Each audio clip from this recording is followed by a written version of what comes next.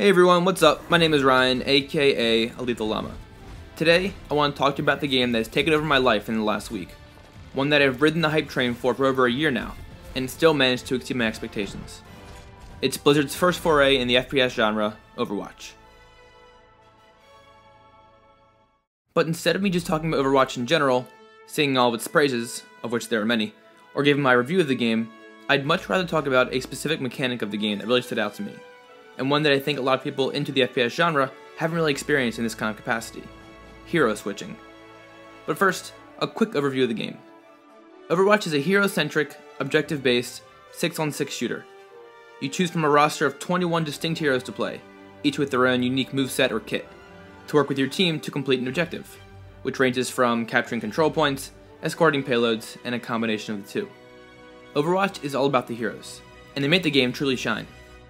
You've got Winston, a highly intelligent gorilla that wields a Tesla cannon. You've got Reaper, the embodiment of the Grim Reaper, if the Grim Reaper had dual shotguns. And my personal favorite, Zenyatta, a robotic monk who can heal allies, debuff enemies, and fight using his orbs of destruction all at the same time, just to name a few. Each falls into a certain class, which indicates their general role on a team. There's offense, defense, tank, and support. And a combination of all these on your team of 6 is typically the best way to go. But it's quite easy for heroes to break free of these pre-assigned roles for different purposes. For example, Bastion, a mostly stationary defensive hero who excels at holding down control points, could be a powerful asset for an attacking team if he's able to set up on the moving payload. This is true for pretty much every hero, which allows for flexibility not only with the different classes of heroes, but for the individual heroes themselves. One of the most important parts of picking out your team is finding heroes that work well together and synergize. Mercy and Pharah work great together, as Mercy can follow Pharah wherever she goes, all the while healing or buffing her damage output. A Reinhardt using his shield to protect a Bastion or Torbjorn turret dramatically increases their effectiveness. A lot of the fun of the game is exploring these many synergies between the heroes. With that out of the way, back to hero switching. In Overwatch, whenever you die, or if you're in your spawn room, you have the chance to change heroes. This is far from a novel concept. Most notably, Team Fortress 2 has been doing this for the better part of a decade, and popular FPSs like Call of Duty have been doing this to a much lesser extent in the form of being able to change your loadout upon death. But hero switching has never been more important or game-changing as it is in Overwatch, because of how the game and its heroes are designed.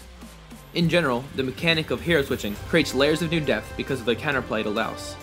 I'll give you an example. You pick out your team, the game begins, and you're crushing the opposing team. Instead of the enemy team being forced to stay with the hero or character they initially chose, and therefore be doomed to lose, they have the opportunity to retaliate. So they change their team composition to counter your team, picking heroes who have an advantage over yours. Then they start beating you, and then your team counters their new team, and that cycle continues. This strategy is really fun and refreshing, and you've got to stay on your toes, because around every corner could be a hero you don't expect or haven't seen previously in your current game. The reason it's so important in Overwatch is because of how the movesets/abilities work, in that no two heroes have the same ability or weapon. Even the 3 supports that can heal all do it in different ways. Mercy can heal one teammate quickly at close to medium range, Zenyatta can heal one teammate slowly at any range, and Lucio can slowly heal all teammates that are close to him. These heroes are all good in certain situations, and not so great in others.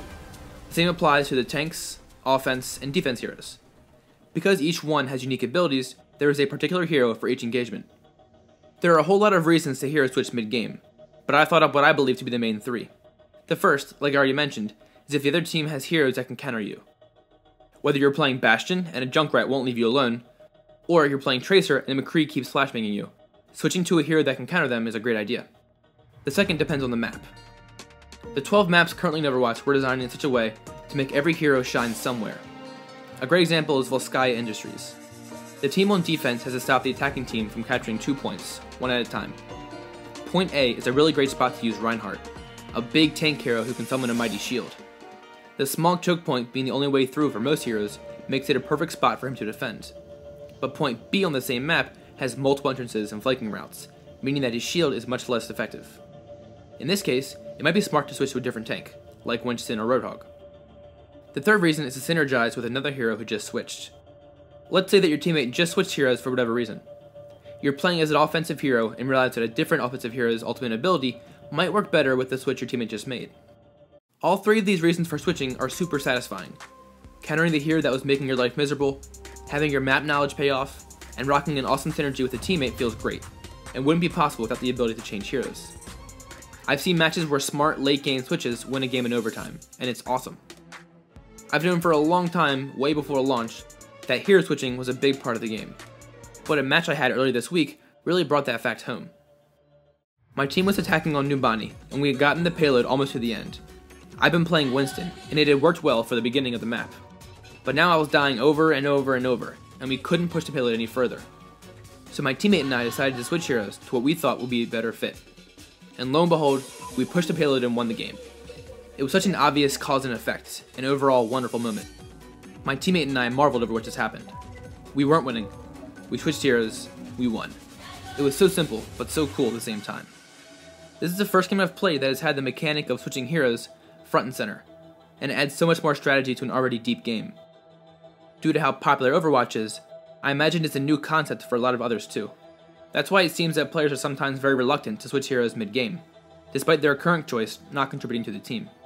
It's a weird feeling to kind of give up on your hero and restart with another, but in the end, the payoff of making the smart choice is worth it. As time goes on, I'm sure more players will become privy to this idea, making games a lot more fun for everyone involved. And that is it for this video. Thank you for watching. Let me know your thoughts about swapping heroes in the comments down below. Once again, my name is Ryan, aka Lethal Llama, and I'll see you next time.